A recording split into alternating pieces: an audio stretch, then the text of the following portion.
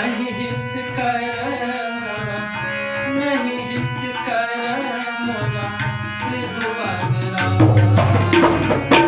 बिना रे कतय गिरा, कतय गिरा शिव,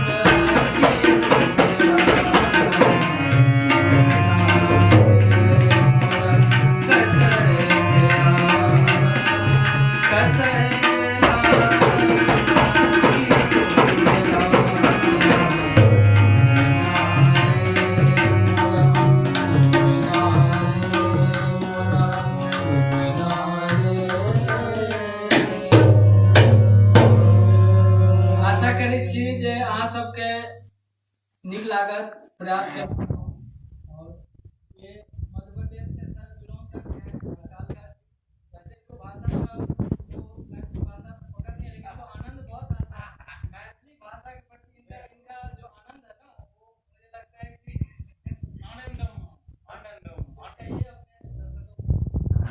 आज हमारे झा जी ने इतना सुंदर गीत आपके सामने सुनाया है। आशा है आप लोगों को अच्छा लगा होगा और हमें भी बहुत आनंद आया इनके साथ में रिदम बजा करके, तबला इंस्ट्रूमेंट बजा करके बहुत अच्छा लगा।